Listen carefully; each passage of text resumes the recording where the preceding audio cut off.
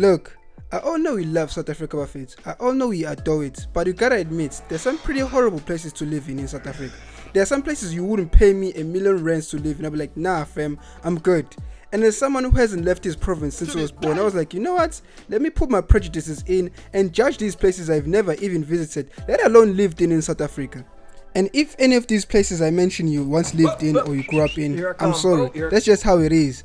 And just start off my video, we're gonna talk about psych. Yeah, I'm kidding, Buffett. I ain't talking about all that. That's just way too depressing to me. Plus, I'm way too unqualified to talk about it. Don't have the capacity. Instead, I'm gonna talk about fictional places that are horrible to live in my opinion. Yeah, boy. Yeah, man, like, have you ever watched a movie or a television show and think to yourself, you know what? I wouldn't live there even if Jesus himself told me to go there. Like, you be asking yourself, why are the characters even staying there? Because this place is horrible, Buffett. And yeah, Buffett, the first piece of media I'm gonna talk about is a TV show that actually inspired me to make this video. When I watched it, I was like, nah, I gotta talk about this in full scale. And that show is Yizo. And yeah, to all my youngins out there who don't even know what Yizo is, let me put you on game, Buffett. Yizo is a television show that aired in 1999 in South Africa, Buffett too, and the cast of the show is amazing. You had like Omenzi Ngubane, Thembi Siyete, Mashak Mavuso, and that's just a small part of the cast.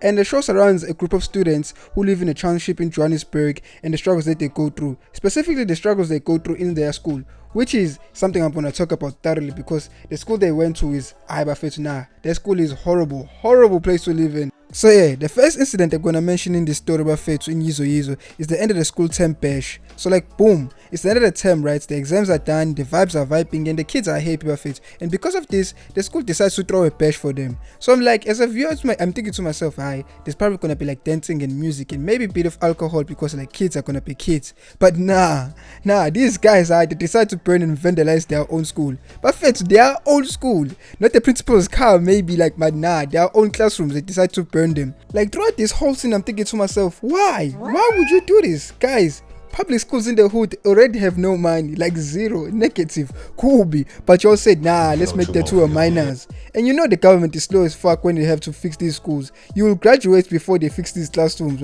If when people are toying and protesting a cast Bafetu, when they vandalize stuff, there's a reason to that, I can actually see it. But nah, y'all were just doing this for fun. And after trashing and vandalizing the school, I'm thinking to myself like, why are y'all gonna learn? Because you need to come back to school in the next term. Like, the logic, where's the sense? Make it make sense, Bafetu. I'm gay. Okay, look, maybe I am overreacting and overthinking about this. Like, to anyone in the audience who went to school back in those times, like in the early 2000s, is this how y'all partied? Cause if so, this is insane, Buffett. What's y'all were doing if this is true? Yeah, I wouldn't go live in this school, Buffett, at all. And the ringleader, the person who was leading this bash and vandalizing the school, was none other than Papa Action himself. Yeah man, Papa Action is the sole #1 reason why I wouldn't go to the school or live in this township, Buffett. Bro was acting like a bootleg gangster and a dictator to the school. If bullying was an Olympic sport, bro would have taken the gold, the medal and the bronze in the shit. Bro was a menace. He turned the school into his own personal playground. He was literally a terrorist to these kids. They should have called him Osama bin Action the way he was acting out. Like sometimes bro was bullying these kids over nothing. If you looked at him the wrong way, if you breathe in his general direction, bro, if bro catches you having fun, you were getting these hands. Man, sometimes I feel like he was bullying just for fun. He was doing this for the love of the game and nothing else. Oh, and you best believe he wasn't doing this all alone. We gotta talk about his partner in crime, Chester, the real menace of the show. Cause if Papa Action was the terrorist of the school, Chester was out here terrorizing the whole community, baba. Both him and Chester were literally robbing people in broad daylight, and that's how much disrespect they have for the community. These guys that didn't care, they didn't care at all. Like those are the main reasons why I wouldn't live in this township. Cause like, how are you living with these animals? They are literally animals. I gotta give props to Ronin Yakale and Ernest Msibi for playing these characters so well, cause they made me hate them so much. Shout out to them, bruh. Oh, and if you think bullies like Papa Action and Chester are the only problem in the school, nah, think again, my brother. Think again. Like, the students in the school did not have only to deal with bullies, they also had to deal with corrupt teachers and principals. Like, for example, Principal Mthembu, who was a strict dictator in the school. Bro put the fear of God into these kids because the corporal punishment he was enforcing was crazy, my guy. It was crazy. The kids feared that guy. And when he retired, you would think to yourself, Buffett, it's gonna get better, the school is gonna get better. Nah, his deputy, Mr. Mukwena, is so corrupt. Like, oh my god. Nah, like that guy, Mr. Mukwena, he was so corrupt, bro. He literally got one of the students impregnated and she had to literally drop out. Not only that, he was in debt, and when they made him principal, he wanted to use the school money to pay off his debt. Bro, that is insane. Oh, and the people he owed money were literally the bosses of Chester and Papa Action. This shit really comes in full circle when you think about it. And this guy was the worst. And yeah, me complaining like this, you might think I hate this show. Nah, I love this show. I think it's one of the greatest, man. I love this show. But man, if you told me I had to live in that area, in that school, nah man, I'll literally jump off a building. This show literally shows the black struggles that people had to go through, specifically black people during those times. It's still worse to this day, but I think it has gotten better. But nah bro, I wouldn't live there, genuinely. Let me stop talking about Yizo because I would spend this whole video just talking about this show because it has a lot of great characters and a lot of horrible characters that like made you not want to go to the universe or live in that place. So let's move on to another one. Hi. And the next show I'm about to talk about is a show that probably most of you all don't not even remember. Probably it's a show that you did not even watch. It's a show that aired in SABC 1 for like a short period of time, and that show is Room 9. Okay, pets, for those who don't know what Room 9 is, which is probably my entire audience at this point, it's this television show that aired in SABC 1, which followed the Specialized Police Occult Unit Force, aka the Zombie Cops. So these guys basically they investigated natural anomalies that were happening in South Africa. So if you have watched a Supernatural or a show like that, that's basically it. The show itself is mid. I'm not gonna talk about it a lot because the effects of the show and the premise they were trying to do was way too much for their budget. I don't think you have the facilities for that, big man. But the premise, the idea of the premise itself is the reason why I wouldn't want to live in this world. Bruh, imagine every story that you've been told in South Africa, from Otigoloshe to Obabama Batagata. Imagine if all those stories were true, and now you got to live in that world. They were not just rumors, they were not just somebody telling you a story to scare you. They were actually true, that Otigoloshe actually exists. I wouldn't live there, I wouldn't live there at all. Like bro, imagine if Pinky existed for real. Because you know how scared I was of that stuff. Like back in my primary school, they used to say there was a Pinky in our toilet. I didn't go to our school's toilets for like a year, bro. A year, because I was scared as shit. I was like, nah, bro, this is insane. And then the way people were describing it made me really scared. Now imagine if there was a world where that was actually true, that Pinky actually existed. Nah, I wouldn't go there.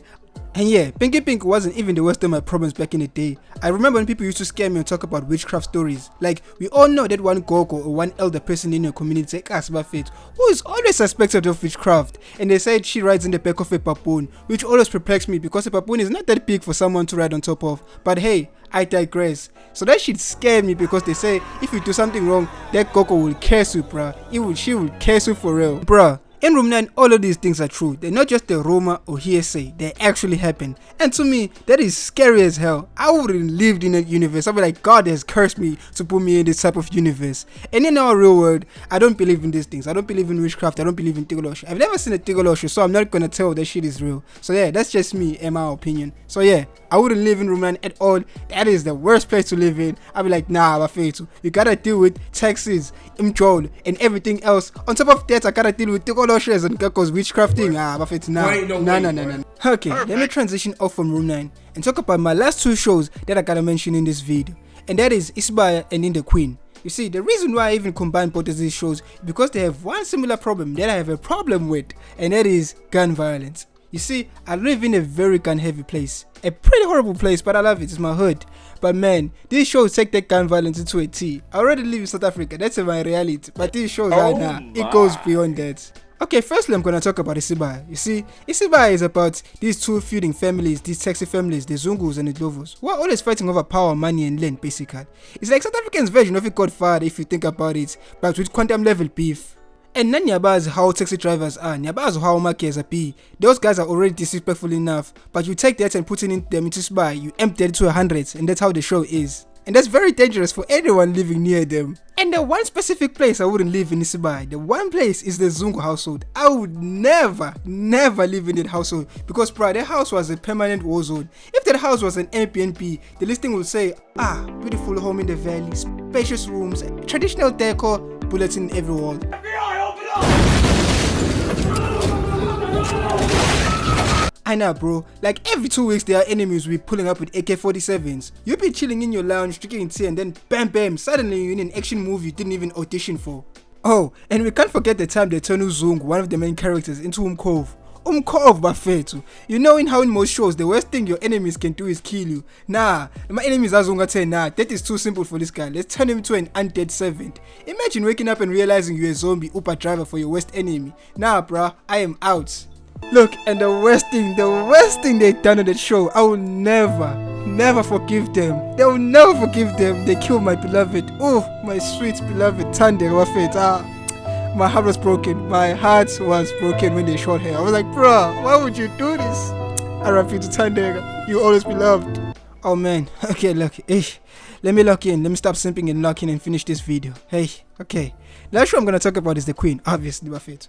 The Queen is about the Khoza family who owns the trucking business, but instead of delivering furniture, they're out here delivering contraband and drugs. And like, their trucking company will be the last place I want to work in, because first of all, the people you'll be working for, your bosses, are absolutely maniacs. Imagine working for Protas. Oh, Protas, Buffett. Do you know how crazy that guy is? Secondly, they're selling illegal stuff, cocaine and drugs, Buffett. And like, all the time they're getting shots at in that company, and you always get raided by the police. It's just not a safe environment. There's not enough money in the world you pay me to work there. Okay, maybe not enough. Like, give me 1 million rands. Maybe I'll work there and get shot. But hey, maybe it'll be worth it. I'm just saying. But yeah, I wouldn't work there. I wouldn't work there at all. That place is crazy. Their characters there are amazing. But nah. That place is crazy. I wouldn't leave or work in their place. So yeah, that's my final thoughts. So yeah, man, that's all I gotta say for now. That's all I gotta say. So if any of you all have any movies or series you have watched in your entire life that you're looking to yourself like, why would they live there and you wouldn't live there yourself, please mention them in the comments. Tell us in the comments and we will see, baba. And please like, comment, subscribe, buffet too. And as always, thank you all for watching and Tanda.